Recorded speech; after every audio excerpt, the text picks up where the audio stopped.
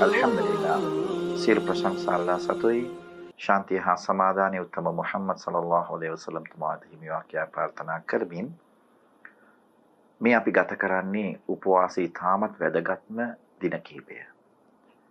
මේ කාලය තුල මුස්ලිම් බැතිමතුන් විශේෂයෙන්ම උපවාසයේ නිරත වෙමින් තමන් කරන හැම ක්‍රියාවකින්ම යහපත බලාපොරොත්තු වෙමින් ඊටමත් තැන්පත්ව ඊටමත් භක්තිමත්ව මේ දවස් කිහිපය ගත කරනවා.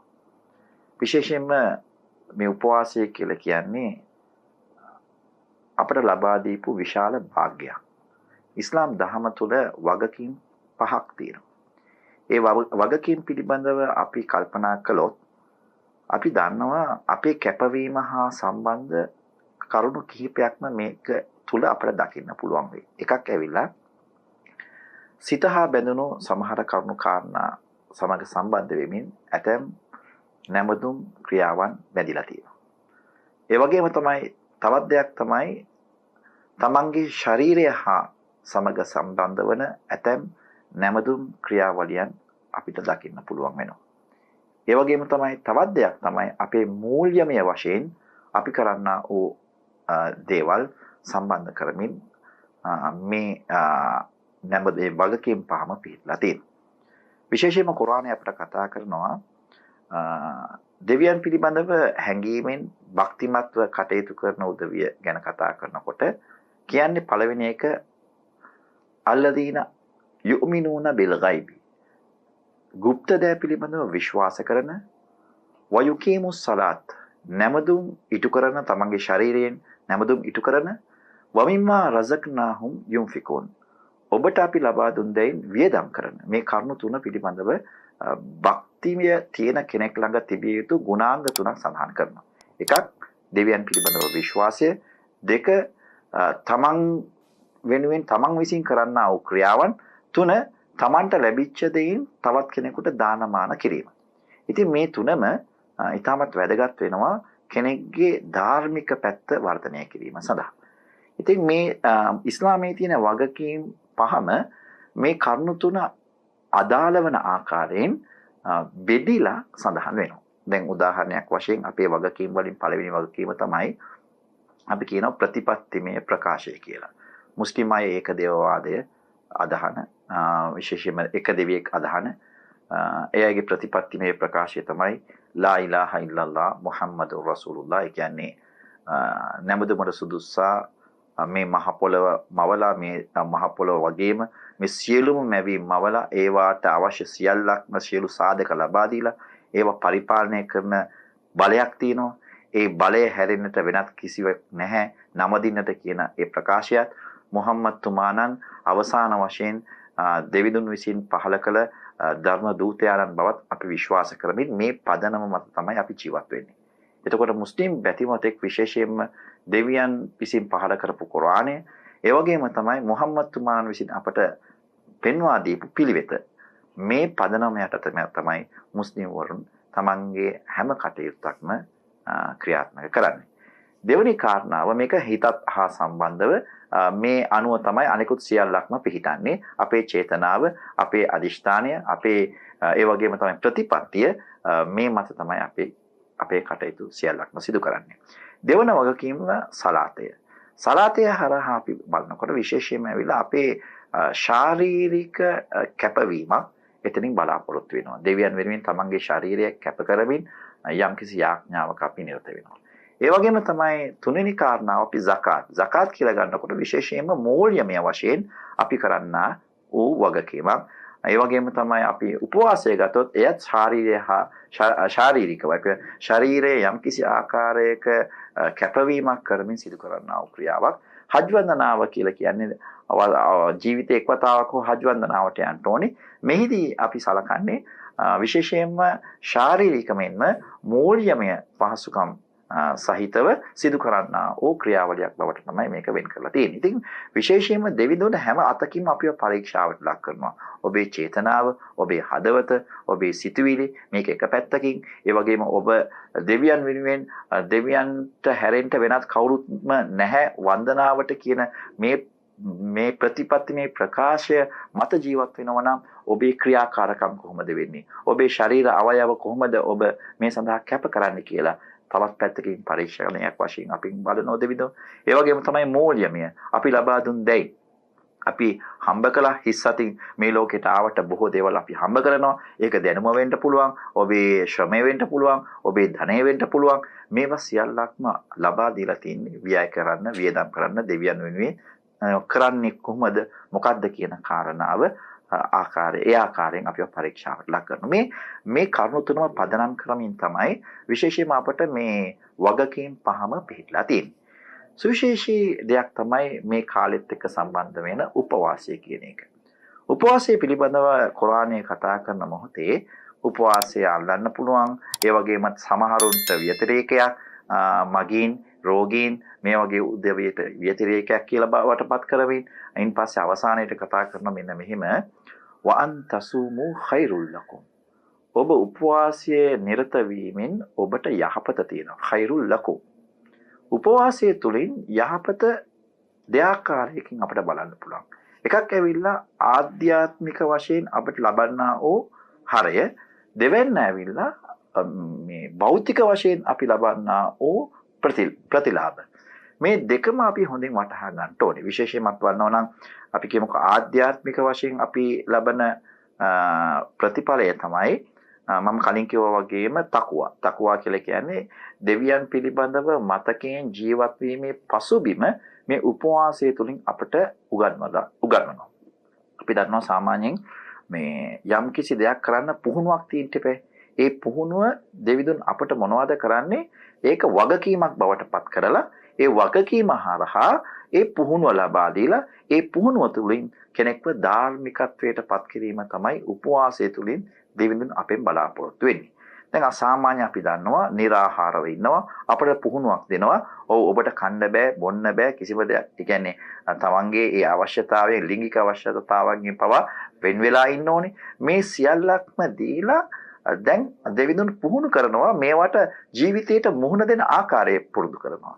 අපි දන්නවා සාමාන්‍යයෙන් සියදිවි හානි කර ගැනීම සිදු වෙන්නේ විශේෂයෙන්ම අපි දන්නවා දිලිදුකම, දුප්පත්කම ඒ නිසාවෙන් සමහර මොනවද කරන්නේ? පෞල් පිටින් සියදිවි හානි කර ගැනීම අපි දකින්න අපේ කනට ඇහෙන සමහර සිද්ධි, අවාසනාවන්ත සිද්ධි. ඒ වගේම තමයි තවත් පැත්තකින් තමන්ගේ ආදරය, තමන්ගේ ලිංගිකත්වය නිසා ඒකේ අඩුපාඩු නිසාවෙන් තියෙන යම් දේවල් නිසා සියදිවි හානි කර ගැනීම අපි දකිනවා. ඉතින් මේ දෙකම මේ කියන්නේ ප්‍රධාන වශයෙන්ම ආහාර පාන හා මේ අවශ්‍යතාවය කියන මේ කාරණාව පාලනය කරමින් දැන් දෙවිඳුන මොනවද කරන්නේ? අපිට ඒවට මුහුණ දෙන අවස්ථාවක් ලබා දෙනවා. ඒ වගේම තමයි තවත් දෙයක් එතනින් සිදු කරන්නේ විශේෂයෙන්ම තකුවාව ඒ දේට පුහුණු කරමින් දෙවියන්ව මතක් කිරීමේ, දෙවියන් පිළිබඳව මතකයෙන් පසු වීමේ පසුබිම මේ උපවාසය තුළින් අපට උදා කර දෙනවා. ඇත්තටම අපි උපවාසයේ නිරත වෙන කමංක මුස්ලිම් වරයෙක්ගෙන් ලක්ෂ ගාණක් දෙන්නම් වතුර බෝතලයකුත් දීලා ඔබ බිව්වනම් මේ ලක්ෂ ගාණ මම ඔබට දෙන්නම් කියලා කිව්වත් ඒ මුස්ලිම් බැතිමතා කිසි දිනක ඒ වතුර පානය කරන්නේ නැහැ. ඔහුගෙන් ඇහුවොත් ඇයි කිව්වොත් එයා කියයි මාව මේ මුදල් වලට වඩා දෙවිඳුන් මට වටිනවා. විශේෂයෙන්ම දෙවියන් මාව බලන් ඉන්නවා කියන කතාව තමයි, ඒ පිළිතුර තමයි ඔබට ලැබෙන්නේ. ඒ ඇයි මේ බලන්න මේ පුහුණුව තුළින් දෙවියන් තමම බලන් ඉන්නවා කියන හැඟීම ඇති කරයින් පස්සේ දැන් අපිට මොනවද ලැබෙන ප්‍රතිලාභය? ඒ වගේම තමයි ඒකේ වාසිය කොහොමද කිව්වොත් අනිකුත් කාලවලදී මේ උපවාසයේ නිවැරදිව රැකගත්ත පුද්ගලයෙකුට බොරුවක් කියන්න බෑ. වංචාවක් කරන්න බෑ. හොර වැඩක් කරන්න බෑ.